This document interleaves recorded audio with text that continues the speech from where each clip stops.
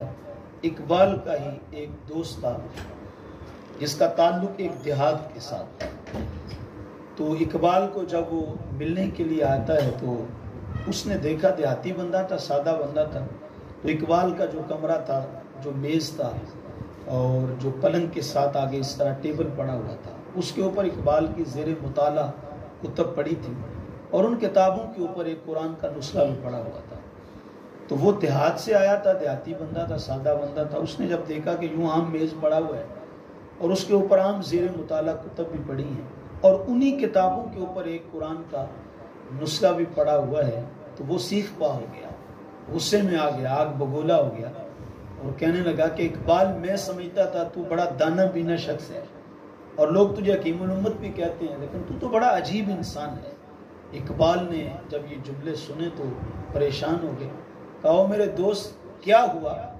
تو کہا دیکھ اقبال، تو نے یہ قرآن کہاں پہ رکھا ہوا ہے؟ تو کہا مجھے قرآن کہاں رکھنا چاہیے؟ تو اس نے کہا اس کو یہاں سے اٹھا لو، بازار جاؤ، مہملی کپڑا خریدو، پھر اس کا غلاف سلاؤ، اس قرآن کے اوپر چڑھاؤ، پھر اس قرآن کو خوشبوئیں لگاؤ، پھر اس کو چومو اور وہاں اوپر پڑچھتی کے اوپر رکھو، اس کو اوپر رکھو۔ تو اقبال بھی اقبال تھا، تو اقبال نے کہا او میرے نادان دوست، اب سمجھ تو کہے نا اقبال کہ وہ کیا کہنا چاہتا ہے۔ تو اقبال نے کہا میرے نادان دوست، مجھے یہ بتا، ایک بندہ اپاہج ہے، معذور ہے، اس کی ٹانگیں ہی نہیں ہیں اور وہ بیساکھیوں سے چلتا ہے، چھڑی اس کا آسرا ہے، سہارا ہے، تو یہ بتا کہ جب وہ کسی جگہ پہ بیٹھے گا تو وہ اپنی بیساکھیوں کو دور پھینک دے گا یا وہ اپنی چھڑی اور بیساکھیوں کو اپنے پاس رکھے گا؟ آپ نے دیکھا ہوگا ہمارے کئی ایسے بزرگ ہیں جن سے چلا نہیں جاتا تو وہ چھڑی سے چلتے ہیں، تو وہ مسجد میں بھی جب جائیں نا تو اپنی چھڑی اپنے بالکل ساتھ لے جاتے ہیں اور جس کرسی پہ بیٹھ کے انہوں نے نماز پڑھنی ہوتی ہے وہ چھڑی بھی ساتھ ہی اندر لے جاتے ہیں۔ کیوں؟ اس لیے کہ ان کی مجبوری ہے، ان کو پتہ ہے کہ اس چھڑی کے بغیر تو ہم نہ کھڑے ہو سکتے ہیں نہ چل سکتے ہیں۔ تو اقبال نے کہا ایک بندہ اپاہج ہے، معذور ہے، بیساکھیاں ہی اس کی ٹانگیں ہیں، تو جب وہ کسی جگہ بیٹھے گا بیساکھیاں دور پھینکے گا، جب وہ اپنے پاس رکھے گا۔ تو اس نے کہا کہ اقبال خود ہی تو کہتا ہے وہ معذور ہے، اس کی ٹانگیں نہیں ہیں،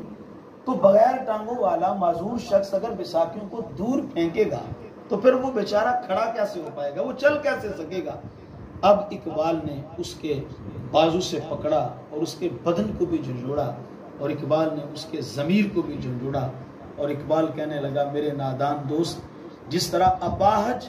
بغیر بیساکھی کے کھڑا نہیں نہ ہو سکتا تو اقبال رب کے قرآن کے بغیر بھی کھڑا نہیں ہو سکتا۔ جس طرح ایک معذور آدمی ہے اور وہ بغیر چھڑی کے، بغیر بیساکھی کے 2 قدم بھی نہیں چل سکتا، تو کہا اس طرح اقبال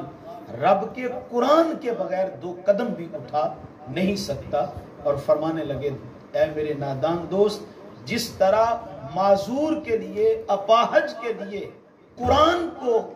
بیساکھی کو ساتھ رکھنا ضروری ہوتا ہے، حضور کے امتی کے لیے قرآن کو سینے کے ساتھ لگا کے رکھنا ضروری ہوتا ہے۔ تو صاحبو، اگر قرآن ہماری زندگیوں میں شامل ہو جاتا ہے تو پھر یہ قرآن ہماری دنیا بھی بنا دے گا اور یہ قرآن ہماری آخرت کو بھی بنا دے گا۔ اور اگر خدا نخواستہ ہم اس قرآن سے دور ہو جاتے ہیں، اس کو نہیں پڑھتے ہیں، اس کو نہیں سمجھتے ہیں،